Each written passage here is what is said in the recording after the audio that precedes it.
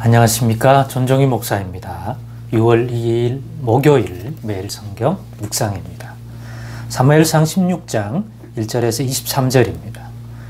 여호와께서 사무엘에게 이르시되 내가 이미 사울을 버려 이스라엘 왕이 되지 못하게 하였거늘 너가 그를 위하여 언제까지 슬퍼하겠느냐. 너는 뿔에 기름을 채워 가지고 가라. 내가 너를 베들레헴 사람 이새에게로 보내리니 이는 내가 그의 아들 중에서 한 왕을 보았느니라 하시는지라. 사무엘이 이르되 내가 어찌 갈 수 있으리까. 사울이 들으면 나를 죽이리이다 하니 여호와께서 이르시되 너는 암송아지를 끌고 가서 말하기를 내가 여호와께 제사를 드리러 왔다 하고 이새를 제사에 청하라. 내가 너에게 행할 일을 가르치리니 내가 너에게 알게 하는 자에게 나를 위하여 기름을 부을지니라. 사무엘이 여호와의 말씀대로 행하여 베들레헴에 이름에 성읍 장로들이 떨며 그를 영접하여 이르되 평강을 위하여 오시나이까. 이르되 평강을 위함이니라. 내가 여호와께 제사하러 왔으니 스스로 성결하게 하고 와서 나와 함께 제사하자 하고 이새와 그의 아들들을 성결하게 하고 제사에 청하니라. 그들이 오매 사무엘이 엘리압을 보고 마음에 이르기를 여호와의 기름 부으실 자가 과연 주님 앞에 있도다 하였더니 여호와께서 사무엘에게 이르시되 그의 용모와 키를 보지 말라. 내가 이미 그를 버렸노라.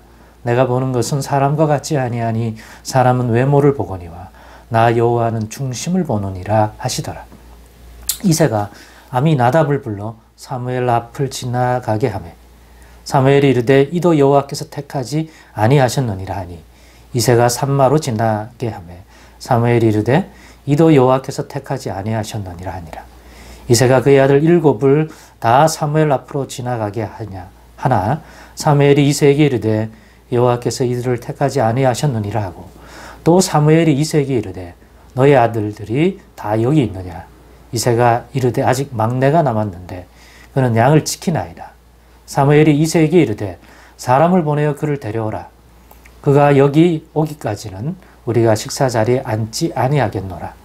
이에 사람을 보내어 그를 데려오매 그의 빛이 붉고 눈이 빼어나고 얼굴이 아름답더라. 여호와께서 이르시되 이가 그니 일어나 기름을 부으라 하시는지라. 사무엘이 기름 뿔병을 가져다가 그의 형제 중에서 그에게 부었더니 이 날 이후로 다윗이 여호와의 영에게 크게 감동되니라. 사무엘이 떠나서 라마로 가니라.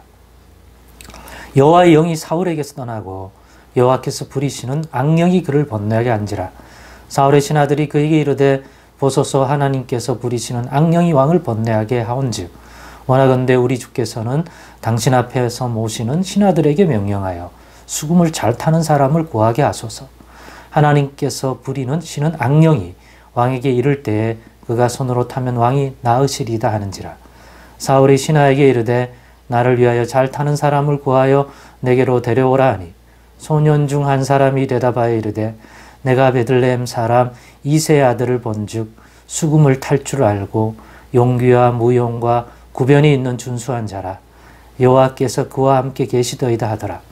사울이 이에 전령들을 이새에게 보내어 이르되 양치는 너의 아들 다윗을 내게로 보내라 하매 이새가 떡과 한 가죽 부대의 포도주와 염소 새끼를 나귀에 실리고 그의 아들 다윗을 시켜 사울에게 보내니 다윗이 사울에게 이르러 그 앞에 모셔 서매 사울이 그를 크게 사랑하여 자기의 무기를 드는 자로 삼고 또 사울이 이새에게 사람을 보내어 이르되 원하건대 다윗을 내 앞에 모셔 서게 하라.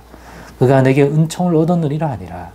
하나님께서 부리시는 악령이 사울에게 이를 때에 다윗이 수금을 들고 와서 손으로 탄즉 사울이 상쾌하여 낫고 악령이 그에게서 떠나더라. 아멘.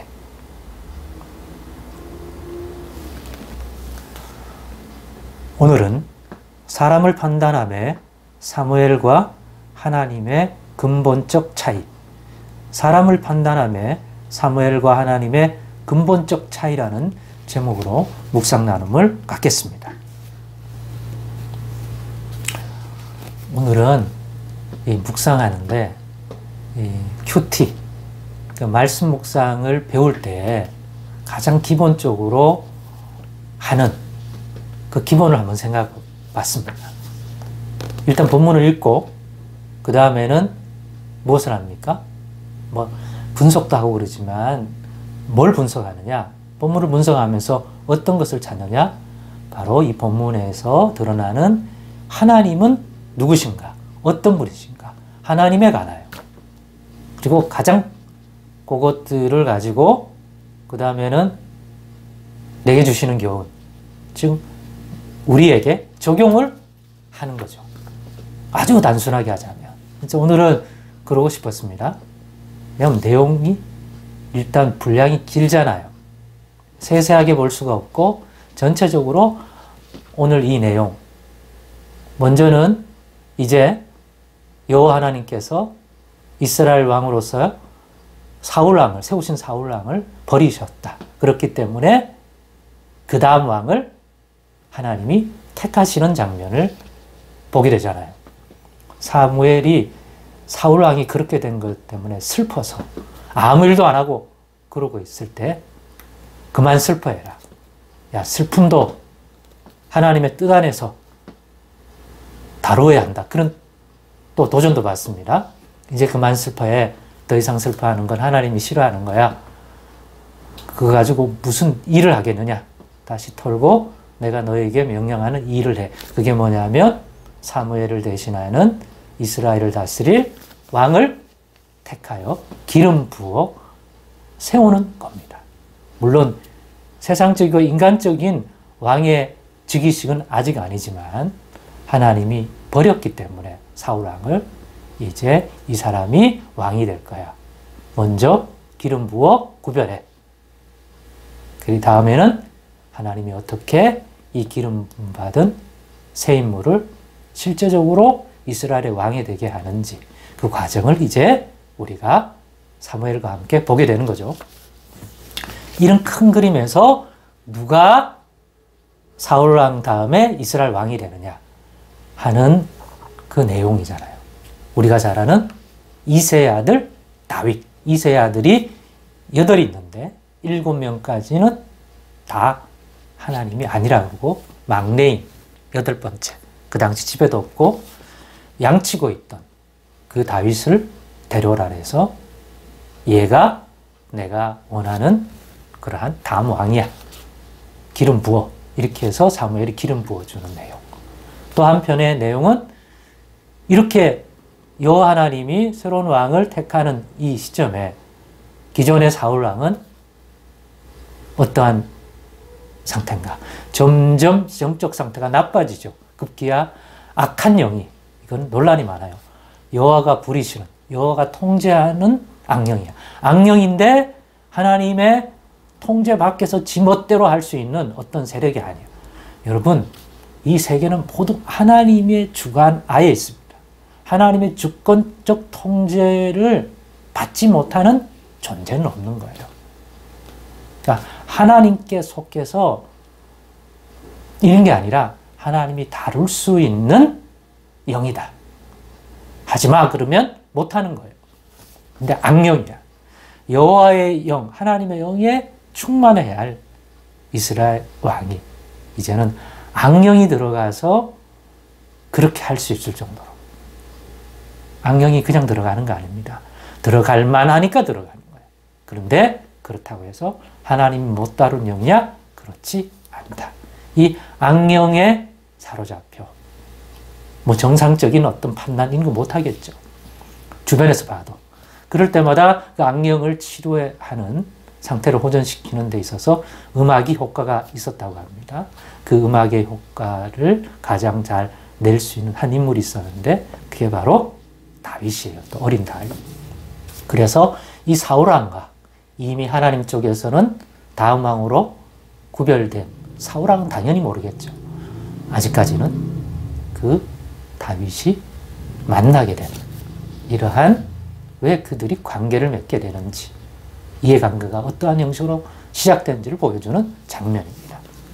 이렇게 큰 내용의 두 가지가 있는데 이런 내용 속에서 처음에 얘기했듯이 여호와 하나님은 누구신가 볼 때 가장 좋은 교훈은 이새의 아들 중 다음 왕을 세우는 이 과정 속에서 사무엘의 판단 기준과 왕으로서 하나님의 판단 기준이 근본적인 차이를 드러내는 그 부분에서 여호와 하나님이 누구신지, 우리 하나님이 누구신지를 깨닫습니다.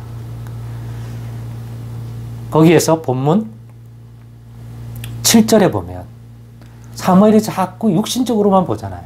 그랬더니 여호와 하나님, 사무엘아, 내가 보는 것은 사람과 같지 않다. 사람은 외모로 보거니와 나 여호와는 중심을 본다. 그게 우리 하나님이에요. 이 근본적 차이야. 사무엘이 잘못됐다는 얘기가 아니에요. 사람은 1차적으로 외모, 겉모양을 먼저 볼 수밖에 없고 그 영향을 받을 수밖에 없는 존재예요. 그 사람의 중심이 그 마음, 겉으로 드러나지 않은 그 중심을 단번에 읽을 수 있는 사람은 없어요. 사람의 능력으로는. 그러다 보면 시간도 필요하고 그 사람의 마음속에 있는 게 삶으로 드러나는 과정이 그게 쉬운 일이 아니고 지속적으로 꾸준히 봐야 어느 정도 파악이 가능하잖아요. 근데 그날 보고 어떻게 파악해요?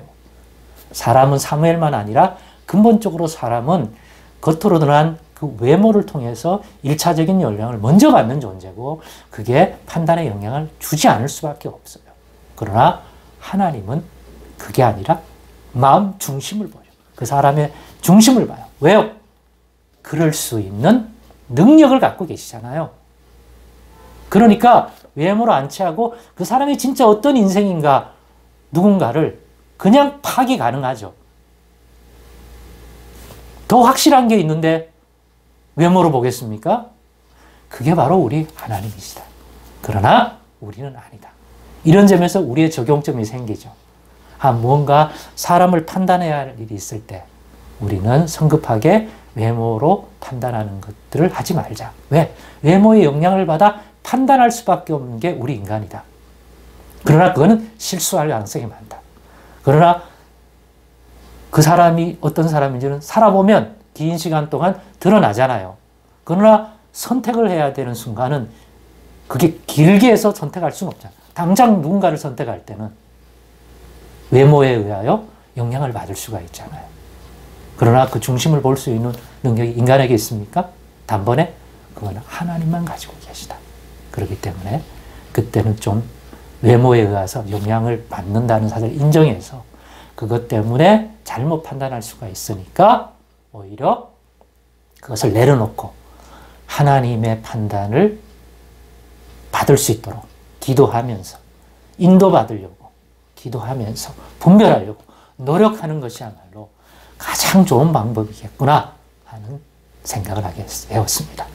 오늘의 이 묵상이 여러분에게도 도움이 되기를 소망합니다. 기도하겠습니다. 하나님 감사합니다. 오늘의 나눔 속에도 꼭 유익이 되는 것들을 하나님께서 허락하시고 또 역사하여 주옵소서. 예수님의 이름으로 기도드리옵나이다.